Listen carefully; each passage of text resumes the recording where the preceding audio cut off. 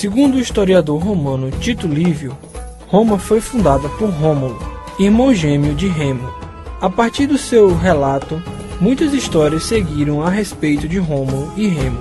Uma delas conta que os dois eram filhos da sacerdotisa Rhea Silvia, que atribuiu a paternidade ao deus Marte, herdeiro do reino de Alba Longa.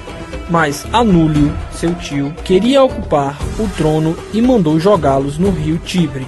Encontrados por uma loba que os amamentou, os irmãos foram criados pelo pastor Faustulo e sua mulher Laurentia e tornaram-se adultos fortes e corajosos.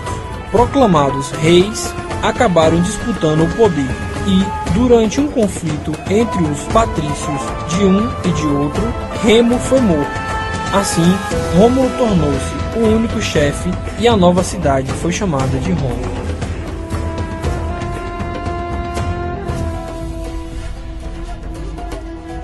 Sabe-se que a formação cultural do povo romano sofreu forte influência de gregos e etruscos, que ocuparam diferentes regiões da Itália entre os séculos 12 e 6 a.C. Os romanos receberam dos etruscos a ideia de que a arte deve expressar a realidade vivida. Dos gregos, herdaram a visão de que a arte deve expressar um ideal de beleza.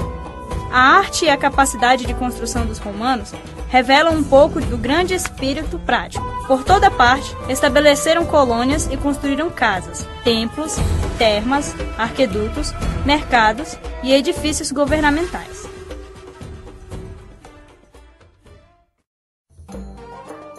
A escultura é uma forma interessante de observar a influência de etruscos e gregos. Realistas e práticos, como os etruscos, os romanos produziram na escultura figuras muito próximas da pessoa retratada. Como os gregos, produziram também manifestações em suas obras, uma beleza humana ideal. A preocupação dos escultores romanos em representarem figuras de fácil identificação é notada também nos relevos de monumentos comemorativos. O arco foi um importante recurso de arquitetura que os romanos conheceram com os etruscos e empregaram em muitas de suas obras. Antes de sua invenção, o espaço entre colunas era limitado pelo tamanho da arquitrave, pois, quanto maior ela é, maior é a tensão que recebe. Além disso, a pedra não suporta grandes tensões. Por isso, os templos gregos eram repletos de colunas, o que reduzia o espaço de circulação. O arco permitiu ampliar o vão entre as colunas, pois neles as tensões têm distribuição mais homogênea. O conhecimento dos romanos sobre o arco e sobre a construção de abóbadas possibilitou-lhes criar amplos espaços internos, livres de colunas. O Panteão é o melhor exemplo dessa diferença da arquitetura romana em relação à grega. A grande variedade de deuses existentes em todo o império, esse templo, com sua planta circular fechada por uma cúpula, cria um local isolado do exterior. Era nele que o povo se reunia para o culto. Essa nova concepção arquitetônica do templo, séculos mais tarde, influenciaria a ideia do templo no cristianismo. Com o emprego de arcos e abóbadas, os romanos construíram amplos edifícios, sobretudo anfiteatros, para abrigar muitas pessoas. Os anfiteatros romanos foram importantes também para as lutas dos gladiadores, espetáculo muito popular e que podia ser apreciado de todos os ângulos. O anfiteatro romano possuía um espaço central em forma de elipse, onde se dava o espetáculo. Em volta dele ficava o auditório, composto por um grande número de fileiras de assentos que formavam uma arquibancada. Assim, era o Coliseu, o mais belo dos anfiteatros romanos. Externamente, o edifício era ornamentado por esculturas que ficavam sobre os arcos e por 3 ordens de colunas gregas. Essas colunas eram, na verdade, meias colunas, pois ficavam presas a estruturas das arcadas. Não tinham, portanto, a função de sustentar a construção, mas apenas de ornamentá-la. Erguido no século I a.C., esse aqueduto de 50 km de extensão tinha por fim levar água para Nimes, cidade que hoje pertence à França. A parte mais extraordinária da construção é a ponte sobre o rio Gardão, com 48 metros de altura, 3 ordens de arcos e apoiada em pilares cravados nas rochas. A obra continua de pé até nossos dias, o que prova a qualidade técnica da engenharia romana. Os romanos, porém, não se preocuparam apenas em fazer um aqueduto sólido, que funcionasse por muitos séculos. Procuraram também empregar formas que revelassem beleza. É fácil reconhecer essa beleza nos arcos. As áreas vazadas dão leveza à ponte e contrastam com a solidez e a imponência que uma obra de engenharia do Império Romano deveria ter. A maior parte das pinturas romanas, hoje conhecidas, provém das cidades de Pompeia e Herculano, sorteadas pela erupção do Vesúvio em 79 d.C.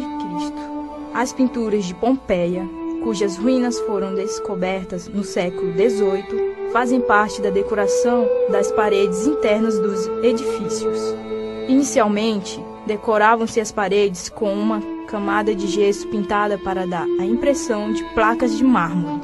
Mais tarde, alguns pintores perceberam que era possível passar a ilusão de um bloco saliente de mármore apenas pela pintura, sem necessidade do gesso. Essa descoberta conduziu a outra. Se era possível sugerir saliência, pode-se também sugerir profundidade. Começou-se, então, a pintar painéis que davam a ideia de janelas abertas por onde se viam paisagens com pessoas e animais. Outras vezes, pintavam-se barrados com figuras de pessoas, formando uma grande pintura mural. Os artistas romanos dedicaram-se também à arte do mosaico em mármore. Foram encontrados mosaicos em muitas cidades romanas, mas os de maior valor artístico são os que decoravam os edifícios de Pompeia. A Vila dos Mistérios é o nome dado a uma das casas existentes em Pompeia. Nesta pintura é possível observar a representação de pessoas, cujas figuras têm aproximadamente 1,5 m de altura, em atividades do dia a dia. Sobre um fundo vermelho, as figuras sugerem vida e movimento ao observador.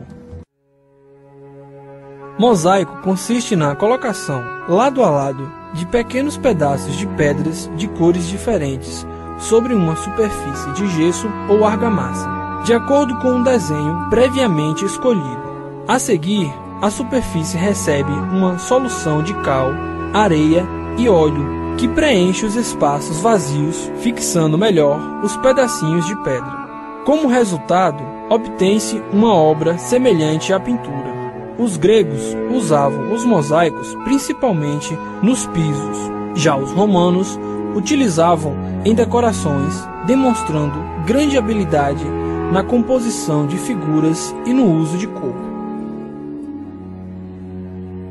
Esse mosaico representa o encontro de 2 reis, Alexandre o Grande, da Macedônia, e Dário III, da Pérsia, durante a Batalha de Issos, 333 a.C. Observe o efeito de profundidade conseguido pela distribuição das figuras que compõem a cena. Os cavalos, em primeiro plano, e os reis, mais afastados.